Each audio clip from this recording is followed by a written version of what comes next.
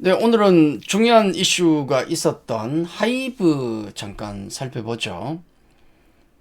뉴진스와 관련된 얘기인데 요즘 엔터 이슈도 꽤 많습니다. 자, 오늘 무슨 일이 있었던가? 법원의 판결이 나온 거죠.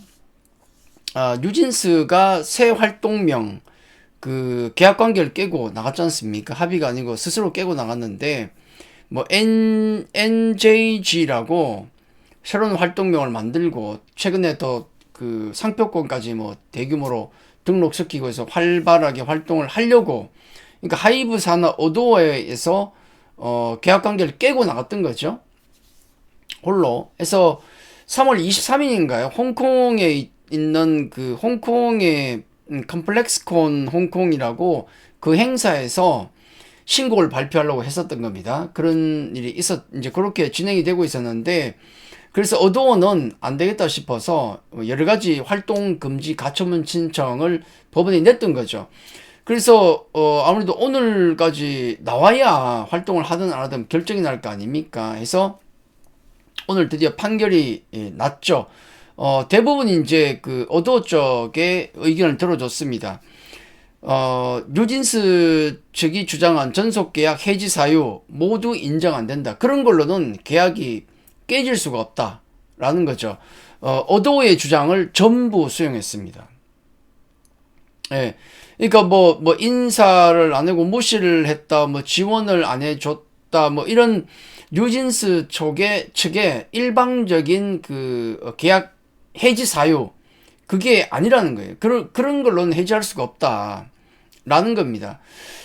막말로 기획사에서 이들을 키우기 위해서 수백억의 돈을 들였는데, 인기가 좀 높아졌다고 해서 나 니들한테 돈 다 벌어줬잖아 하고 나가버리면은 어떤 기획사가 연습생을 키우겠습니까? 그렇죠. 그래서 이제 결국은 진행 상황은 이렇습니다. 첫 번째 하이브와 뉴진스의 관계는 어떻게 될 것인가? 정확하게 얘기하면 어도어죠. 어도어와 뉴진스의 관계. 일단은 계속 또 소송도 진행할 가능성도 없지만은 일단 활동을 막은 거예요.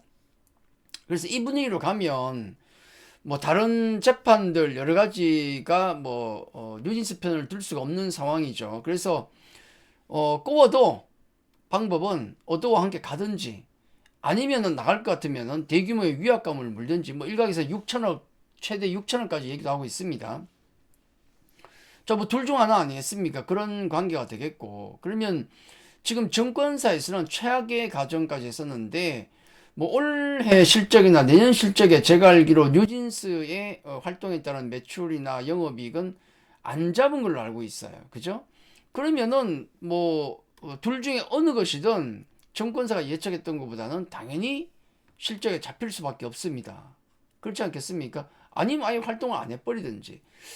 자, 이게 하나가 있고, 이건 하이브 쪽에 당연히 긍정적인 것이고, 두 번째는 이게 더 클 수도 있는데, 엔터 업계 전체로 볼 때 나쁜 선례를 남길 뻔했죠. 어, 뭐, 무명의 연습생들을 수년 동안 진짜 나중에 활동에 따른 홍보나 론칭 비용 다 하면은 진짜 수백억이 들어가는 론칭인데, 그 실패하면 기획사가 망할 정도지 않습니까? 작은 중소기획사는. 그 정도의 막대한 돈을 들여서 키웠는데, 1, 2년 만에 예를 들어 크게 성공해서 글로벌 전체에서 크게 성공해서 자기네들 팬덤이 커지니까 그걸 등에 업고 그들이 얘기하는 이유가 심각할 수 있지만은 다른 일반적인 계약 관계나 선례로 놓고 봤을 때, 그동안의 어떤 사례로 봤을 때 그런 걸로 어떻게 계약 관계가 마음대로 깰 수 있지? 그 정도로 깨져버리면은 어떤 기획사가 연습생을 키우겠습니까? 연습생 떡상하면 1년 만에 트집 잡아가지고 나올 수 있을 것 같으면 말이 안 되죠. 그래서 누가 보더라도 당연한 어떤 선고가 나왔는데, 그러다 보니까 지금 이건 일단 하이브 쪽에는 여러 가지로 놓고 봤을 때 하이브와 엔터 모두 놓고 봤을 때 호재로 작용하는 것이 명백한 겁니다. 앞으로 뉴진스 관련 여러 가지 또 분쟁이나 이런 것도 있겠지만은 결과를 떠나서 회사의 입장을 놓고 봤을 때는 긍정적인 호재로 작용할 것이다. 그렇게 보는 게 맞는 것 같습니다. 자, 그리고 이제 뉴진스 외에 나머지 상황을 좀 살펴보면 이게 사실 제일 크죠. 제가 2025년 같은 경우는 뭐 작년 말부터 그런 말씀 드렸지만은 엔터주는 묻지도 말고 따지지도 말고 투자하자라는 말씀을 드렸으면 사실은 그런 게 어디 있습니까? 다 따져봐야죠. 근데 왜 그런 얘기를 했냐면 뭐 블랙핑크의 복귀도 있겠지만 7월부터 뭐 글로벌 투어를 도는 걸 알고 있는데 BTS가 지금 2명이 이미 돌아왔고요. 군대 제대를 이제 전역을 했고 슈가와 RM, B, 지민, 정국 5명이 모두 6월 이 날짜를 맞췄거든요. 모두 올해 6월에 전역을 합니다. 그럼 이미 여기는 뭐 제이홉은 지금 벌써 글로벌 투어를 뛰죠? 다 활동을 해요. 자, 이들이 돌아오면 아마 개별 활동은 충분히 할 수 있을 겁니다. 근데 이제 뭔가 좀 준비를 해야 글로벌 투어를 뛰지 않겠습니까? 그게 중요한데 BTS가 예를 들어 마마 어워즈에 올해의 가수 수상을 한 게 2016년부터 2021년까지거든요. 엄청난 그 진짜 어마어마한 글로벌 활동을 했었죠. 근데 가장 최근에 군대 가기 전에 이 콘서트를 몇 번 했는지 보면 2020년부터 지금까지 6년이죠. 2020년부터 2025년 올해까지 콘서트를 몇 번 한지 아십니까? 4번 했어요. 4번. 이상하죠? 이런 슈퍼스타가 어떻게 최근 6년 동안 4번밖에 콘서트를 안 했던가? 예. 2019년 우리가 코로나19라 그러죠.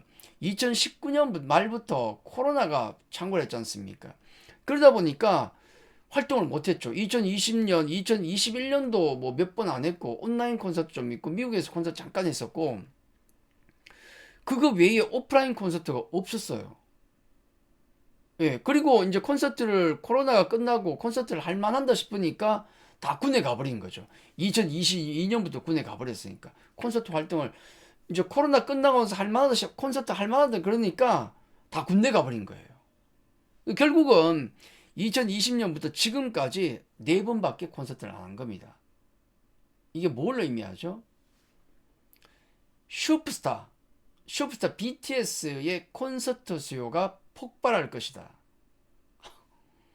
원래 슈퍼스타인데 콘서트가 6년 동안 없었다는 겁니다. 아마 빠르면 올해 연말부터 아니면 내년부터 어마어마한 규모의 글로벌 투어가 있을 수밖에 없죠. 누가 보더라도. 자, 이게 가장 큰 동력이 되고 자, 우리 BTS가 군대가 있는 동안에 이 위버스 같은 경우도 조금 약간 좀 이렇게 슬로우 다운 되는 느낌을 보였는데 이제 BTS가 돌아오면 이 위버스 팬 플랫폼도 또 활성화되지 않겠습니까? 그리고 이미 작년 12월부터 위버스에 구독 서비스가 들어갔어요. 매출액이 더 발생할 여지가 있는 거죠. 자, 이런 부분들 여러 가지를 감안했을 때 회사는 굉장히 이제 활발한 영역으로 들어가고 있죠. 2025년 같은 경우가 내년 이어지면서 거기다가 이제 한한령까지 해제될 것인가 이런 얘기가 있습니다. 계속 나오는 얘기죠. 요건 이제 21일 이제 21일 20일 해가지고 한중일 외교장관 회담이 있습니다. 자, 거기서 한중 외교수장이 만나서 한 얘기가 뭐겠습니까? 문화교류 보관. 하나님 해제 얘기예요. 결국은 말을 저렇게 하는 거지. 그리고 거기에 대한 노력을 계속하겠다. 또 우리 연말에 에이펙 정상회담이 우리나라에서 개최되잖아요. 거기에 시진핑 주석이 올 수 있도록 그 방안과 관련해서 어떤 구체적인 그런 성과를 만들기 위해서 노력하자. 자, 이런 걸 얘기하고 있습니다. 반복적으로. 그리고 중국의 무비자에 또 대응해서 우리도 3분기인가요? 그때 단체 여행객 일시적인 무비자. 자, 그런 걸 또 진행을 합니다. 거기에 대해서 중국도 또 반응 좋은 코멘트를 갖다 붙이죠. 그렇게 하는 게 맞다. 서로 주고받고 있는 거예요. 이건 결국은 한한령 해제의 가능성도 계속 높아지고 있다. 뭐 된다 안 된다가 아니고 저는 그런 표현을 씁니다. 한한령 해제가 된다 안 된다로 싸우지 마시고 지금은 이제 이미 해제가 되고 있는 과정이다. 서서히 해제가 되고 있다. 그렇게 보는 게 정확해요. 네. 자, 그런 여러 가지 과정들을 통해서 봤을 때 하이브, 뭐 엔터 다른 기획사 마찬가지고 하이브 같은 경우도 2025년, 2026년 같은 경우는 굉장히 밝은 업황과 지금 뭐 매출에 관련돼서 성장성을 가지고 있다라고 볼 수밖에 없는 겁니다. 긍정적으로 봐야 됩니다. 자, 거기다가 또 캐치아이 무럭무럭 크고 있죠. 미국 최대 음악 페스티벌 롤라팔루자 시카고 출격 대기 이렇게 나옵니다. 그러니까 지금 우리 엔터 섹터의 가장 큰 모멘텀이 뭐냐면 첫째는 엔터 전체 섹터의 가장 큰 모멘텀은 첫 번째 중국 모멘텀, 두 번째는 바로 캐치 아이와 같은 SM의 디오 앨리스와 같은 바로 현지화 아이돌. 여기는 한국인이 없습니다. 아이돌. 이거 두 개가 가장 큰 향후 모멘텀이죠. 중국 시장 열리면은 기본 멀티플에서 훨씬 더 줄 수가 있는 것이고, 현지화 아이돌의 어떤 가능성, 성공 가능성이 보이면 역시 멀티플을 더 올릴 수 있죠. 어차피 아까 공연 수요나 이런 걸 놓고 봤을 때 실적은 올라갑니다. 실적은 올라가고, 거기다가 멀티플까지 같이 올라가게 되면은, 멀티플까지 같이 올라가면 주가는 훨씬 가파르게 올라갈 수 있는 것이죠. 이게 2025년과 2026년 그 뒤로 이어지는 엔터계의 현황인 겁니다. 그 중심에 바로 하이브가 있죠. 미국 모멘텀, 중국 모멘텀, 거기다가 플랫폼 모멘텀까지 모두를 가지고 있다.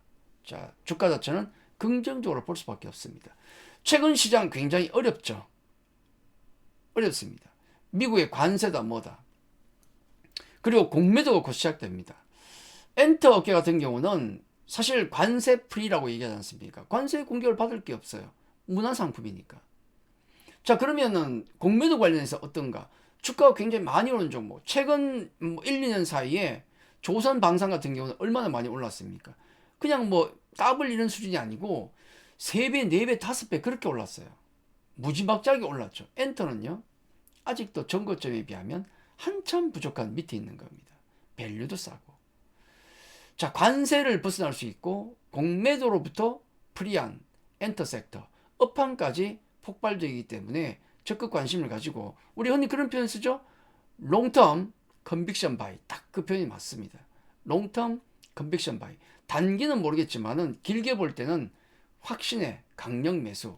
자, 그 의견이 가장 적합하다. 그 중심에 하이브에 있다. 그렇게 보시면 될 것 같습니다.